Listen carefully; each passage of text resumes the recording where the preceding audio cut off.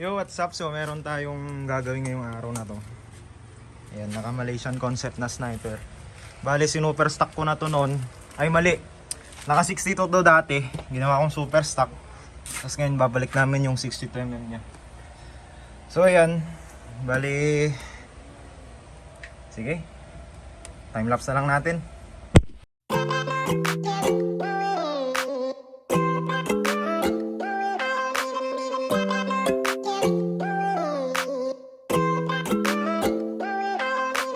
Pretty young thing from the Carolinas.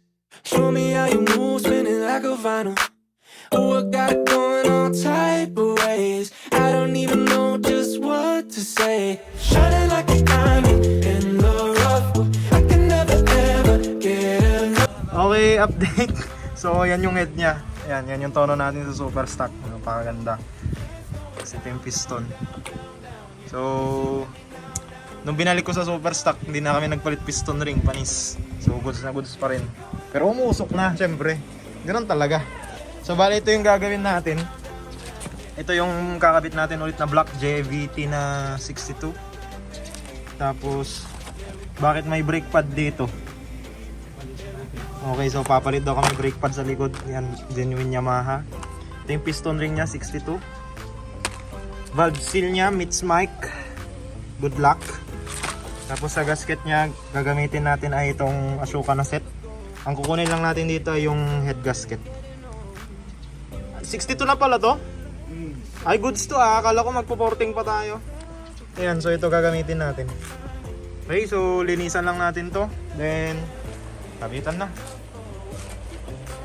Yo, update. So, ayan, naisalpak na natin yung block nya. So, bali hindi tayo nag-base gasket kasi tututok natin yung piston nya. So yan yung deck height. Wag nyo na lang pansinin yung chan sa background. Ganyan talaga pag red horse ang baon. Ayan na, tinakpan na. Ayan. So yan yung deck height nya. Ayan. Safe na safe yan kahit maglagay ka ng 6.2 na cams. Kaso wag nagpalit ka ng cams, palit ka na rin valve spring pag stage 2 pataas. So sa stage 1 di ako para sa mga nagtatanong sa comment section. Hindi ako nagba-valve spring pag stage 1 lang yung cams para mas safe. Kasi ang stock or ang stage 1 na cam, safe yun sa stock valve spring. Saka lang naman magpapalit ng valve spring kapag nagbigat ka ng valvula o kapag nag-stage 2 ka na cams kasi masyado na mataas yung stage 2 cams. Tapos pag mabigat yung valvula, baka hindi na kaya ibalik ng stock valve spring. So, may drawbacks din ng mga matitigas na valve spring. Humihina rin yung makina. So, yan. Pinaka-safe pag touring set.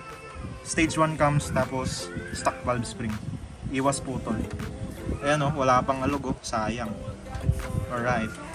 So bali, kakabit na lang natin to. Ayusin natin to, kakabit natin yung mga valvula tapos valve seal. Then, tapos na tayo. Yun pala, yun yung Aerox na ilalaban bukas sa kawayan. So bali, nagtotono pa rin kami. Ayaw magtino eh. Paano? 38K odo, hindi pa nag-refresh. 38K odo. Ganyan talaga ang buhay. Wala rin namang manonood dito eh. Ang manonood, hindi, ang nag 1K views yung ano ko, super stock. Ewan ko, magdadagdagan din to. Yung puti. Yung naka-aso? Hindi ah, Ay, yung stock mags? yung stock mugs na sniper na puti na super stock. So ayan, sasara na lang natin to. Buuin na natin, tapos game na.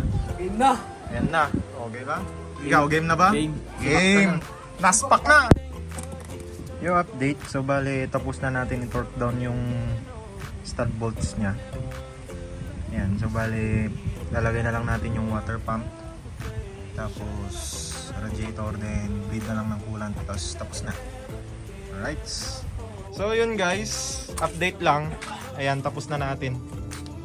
So ayan, bale 62 siya, 62mm stock head pero na port.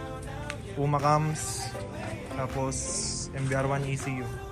Nung unang build nito, pinang-endurance ito sa QMEC.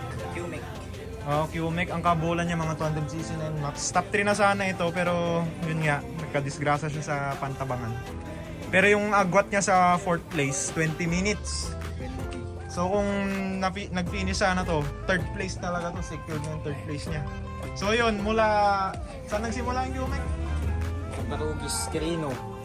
So mula Cabarugis Quirino hanggang Pantabangan, rat-rat yun. Anlipiga, hindi siya umabog. So bale yung block na to katagal na. Gasolina lang ang pahinga. Ayun, gasolina lang pahinga. Walang kain-kain. Oh, walang kain-kain. So, ganun. Bugbog na tong block pero wala pa rin kayod.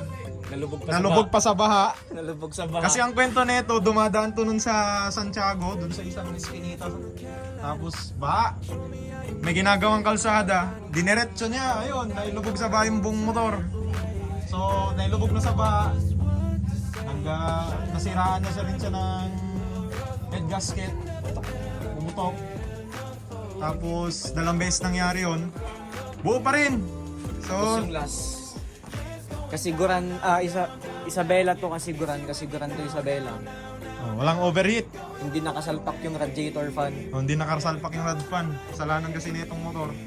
Ayun, hindi nag-overheat. Partida. So, makunat talaga tong JVT, ano? JVT, baka naman. Joke ko lang. JVT sa susunod, baka pwede namang dagdagan niyo yung water jacket ng block nyo. Nagkakaroon ng problema sa gasket pag hindi na yung sa inyo gamit eh. Gawin yung universal. Oo, dagdagan niyo yung butas. Mahilig kami sa butas. Ayaw namin ng konting butas lang. Mahirap. So, ayan.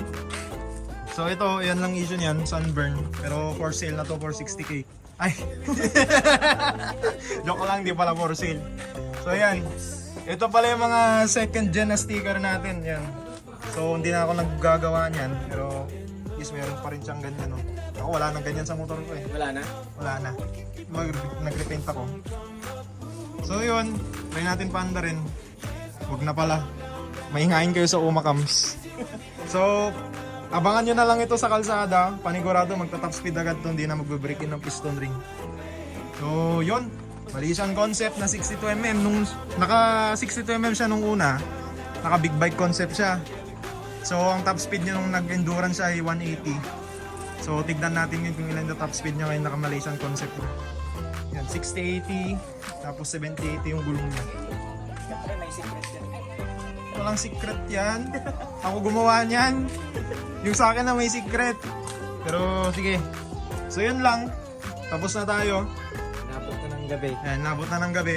Ayan yung mga tools ko. Binalagbag ko na lang doon. Bukas ko na ayusin. So yun. Gawa na lang natin ng simpleng montage.